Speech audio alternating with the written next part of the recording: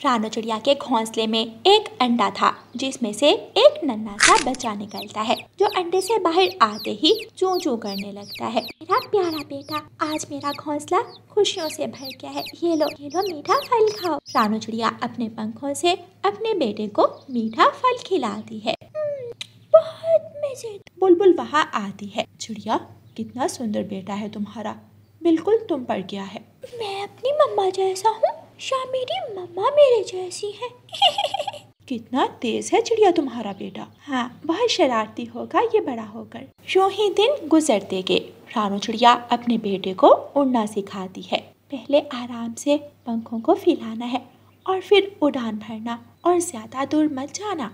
जी मम्मा, मैं पूरी कोशिश करूँगा। कुकू उड़ता है, वो गिरने लगता है मगर फिर खुद को संभाल लेता है। कुकू जल्द ही उड़ना सीख लेता है। फिर रानू चिड़िया और कुकू एक साथ उड़ते हैं। अब हम रेस लगाएंगे, देखते हैं पहले कौन घर पहुंचता है। रानू चिड़िया और कुकू उड़ते हैं और तेजी से उड़ते हुए अपने घर के पास पहुंच जाते हैं। कुकू जल्दी जल्दी उड़कर सामने जाकर बैठ जाता है। याहू, मैं जीत गया। हाँ, मेरा बेटा बहुत होशियार है।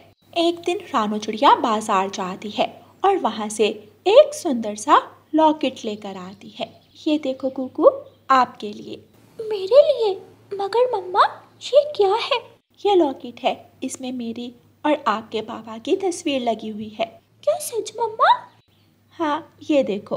रानू चिड़िया उस लॉकेट को खोलकर दिखाती है और फिर उसे कुकू के गले में डाल देती है। मम्मा, मैं इसे हमेशा अपने पास रखूंगा, कभी भी इसे खोने नहीं दूंगा। मम्मा, कल जंगल में मेला लग रहा है, क्या आप मुझे भी मेले में ले जाओगी? हाँ, ले जाऊंगी। कुकू अपनी मम्मा के गले लग जाता है। वो दोनों माँ बेटा खुशी खुशी अपना जीवन गुजार रहे थे। अगले दिन कुकू अपनी मम्मा के साथ मेले में चला जाता है। हर तरफ दुकानें और खूबसूरत झूले लगे हुए थे। जग्गू भी अपने दोस्तों के साथ मेले में आया हुआ था। जग्गू के पास माचिस थी, वो माचिस के साथ खेल रहा था। वो कुछ प्लास्टिक बैग इकट्ठे करता है और उनको आग लगाने लगता है। देखो देखो, मैंने आग जला ली। मेरी मम्मा भी ऐसे ही आग जलाती है। क्या तुम्हें भी आग जलानी आती है? नहीं, मेरी मम्मा कहती है छोटे बच्चे आग के साथ नहीं खेलते। हम तो जा रहे हैं यहाँ से। डर गया, छोटा मिठू डर गया। जग्गू आग जलाने के बाद वहाँ से चला जाता है और जाकर झूले लेने लगता है। वो आग भरते भरते पास पड़े सिलेंडर को लग जाती है और वहाँ एक बड़ा सा धमाका होता है और सारे मेले में आग लग जाती है। सब पक्षी अपने अपने बच्चों को ढूंढने लगते हैं। कुकू, कुकू कहाँ हो? कुकू मेरे बच्चे, तुम कहाँ हो? मम्मा, मम्मा, मम्मा, मिठू मेरा बच्चा, इधर आ जाओ, चलो जल्दी मेरे पास आ जाओ। सब पक्षी अपने अपने बच्चों को लेकर वहाँ से चले जाते हैं। रानू चिड़िया अभी तक अपने बच्चे को ढूंढ रही थी। कुकू, कुकू बेटा, कहाँ हो आप? रानू बहन, आग बहुत ज्यादा भड़ गई है, चलो हमें यहाँ रुकना नहीं चाहिए। नहीं कबूतर भैया, मैं अपने कुकू को छोड़कर कैसे जा सकती हूँ? आप सब जाएं, मैं आ जाऊंगी। मैं अपने बेटे को लेकर ही आऊंगी। मेरा कुकू, कुकू बेटा। सब पक्षी वहाँ से चले जाते हैं। रात हो गई थी मगर रानू चिड़िया अभी भी वहाँ बैठी हुई थी। बुलबुल, तोता और कबूतर वहाँ आते हैं। रानू बहन, चलो वापस जंगल चलते हैं, हकीकत को मान लो। रो रो कर रानू चिड़िया का हाल बुरा था। वो सब पक्षी रानू चिड़िया को वहाँ से लेकर चले जाते हैं। कुकू एक मेज के नीचे बेहोश पड़ा था। सुबह के वक्त उसे होश आता है। मम्मा, मम्मा, मम्मा। कुकू बहुत मुश्किल से उठता है। ये मैं कहाँ आ गया हूँ? ये सब क्या हो गया? फिर कुकू को सब याद आ जाता है। मम्मा, मम्मा, मम्मा, आप कहाँ हैं? मेरी मम्मा कहाँ है? कुकू रोने लगता है। उसके आसपास राख पड़ी थी। कुकू बहुत डर गया था। तरह तरह के ख्याल उसके दिल में आ रहे थे।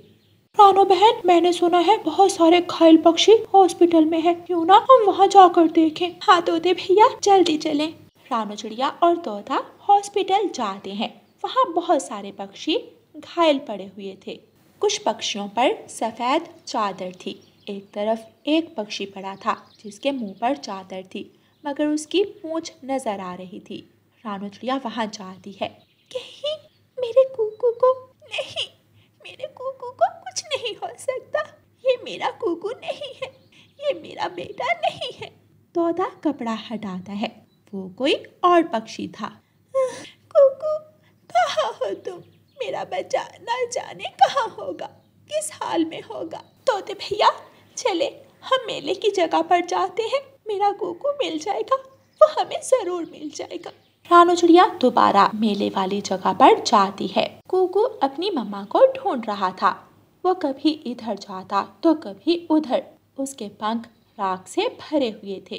कुकू, कुकू बेटा, अपनी मम्मा को आवाज दो। कुकू बेटा, आप कहाँ हो? मम्मा, मम्मा की आवाज, ये तो मम्मा की आवाज है। मम्मा, आप कहाँ हैं?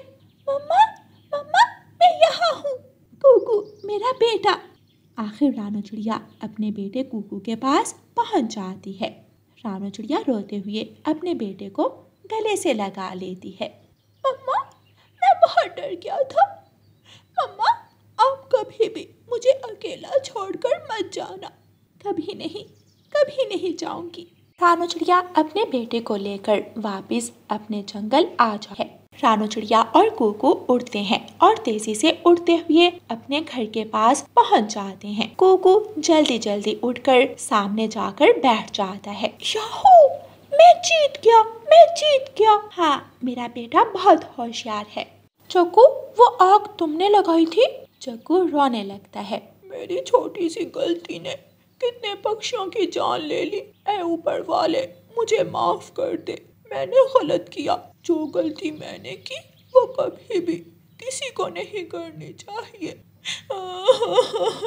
प्यारे बच्चों, आग से हमेशा दूर रहें। छुरी, चाकू और इस तरह की खतरनाक चीजों से दूर रहें और महफूज रहें। आपकी छोटी सी गलती किसी की जान ले सकती है। रानू चिड़िया की ऐसी कहानियाँ सुनने के लिए YouTube सर्च बार में रानू चिड़िया की कहानी लिखें या फिर ये बटन दबाकर बोलकर कहें रानू चिड़िया की कहानी।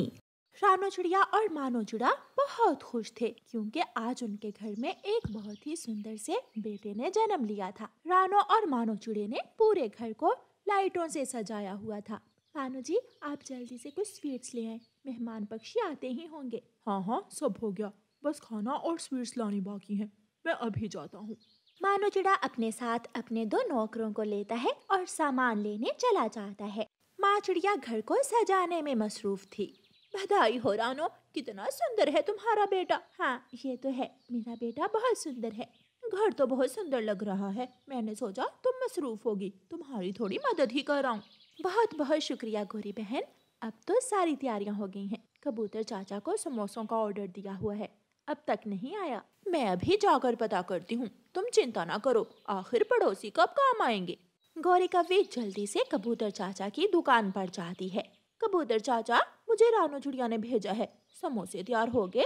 हाँ, हो गए, मैं बस जाने ही वाला था। कितने समोसों का ऑर्डर दिया था चिड़िया ने? 60, पूरे 60 समोसों का ऑर्डर था। अच्छा, चलो तुम अब ये मुझे दे दो, मैं ले जाती हूँ। गौरी कबूतर से समोसे लेकर चली जाती है।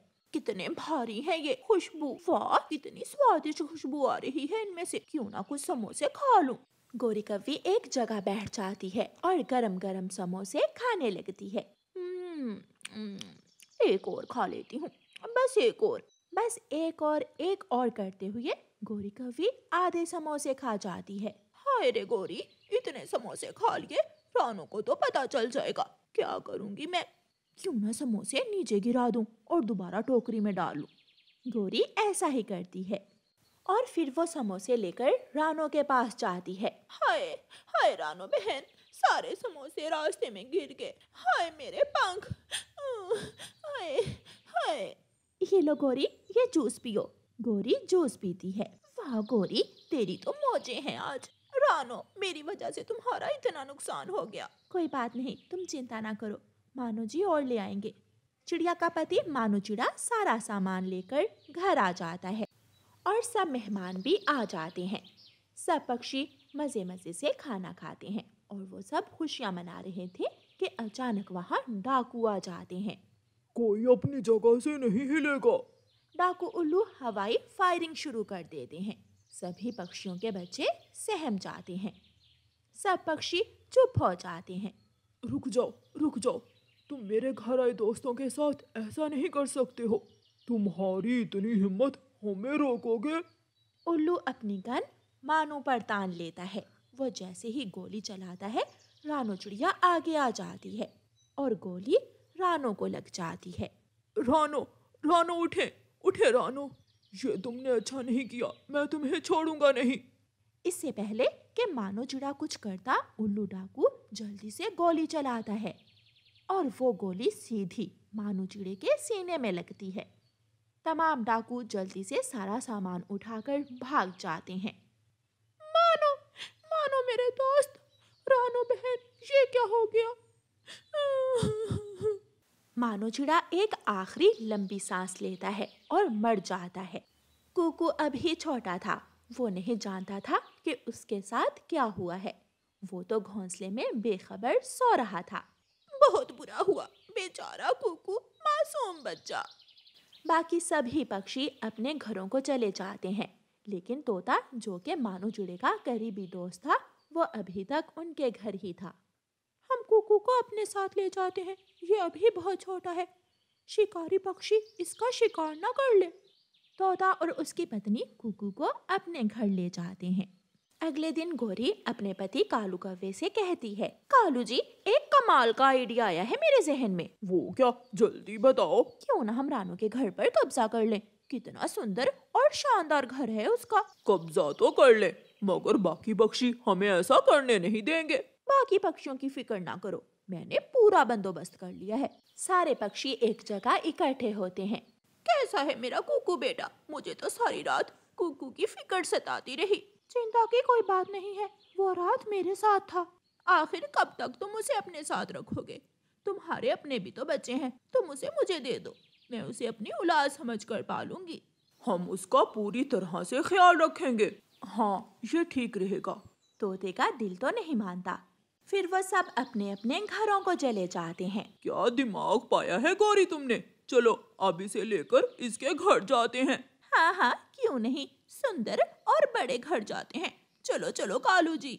कालू और गौरी कौवी कुकू को लेकर उसके घर जाते हैं। कालू जी, हम इसे कल ही दूसरे जंगल छोड़ आएंगे, अभी इसे कुछ समझ नहीं है। अगर ये थोड़ा बड़ा हो गया तो हमारे हाथ कुछ नहीं आएगा। फिर अगले दिन गौरी और कालू कुकू को अपने साथ लेकर दूसरे जंगल जाते हैं। कालू अंकल, मेरे मम्मा पापा कहाँ हैं? कुकू बेटा, तुम्हारी मम्मा ने कहा था कि तुम्हें यहाँ ले आए, वो आते ही होंगे। तुम थोड़ी देर यहाँ बैठो, हम तुम्हारे लिए मीठा फल लेकर आते हैं। गौरी और कालू कुकू को अनजान जंगल में छोड़कर वापस लौट जाते हैं। कुकू बहुत देर तक वहीं बैठा रहता है। कुछ देर बाद तेज हवाएं चलने लगती हैं। हर तरफ से अजीब अजीब डरावनी आवाजें आ रही थीं। कुकू डर के मारे कभी इधर जाता तो कभी उधर। प्यारे दोस्तों, इस कहानी का अगला भाग देखने के लिए कल तक इंतजार करें और आपको ये वाला भाग कैसा लगा है हमें कमेंट करके जरूर बताइए। आपका धन्यवाद।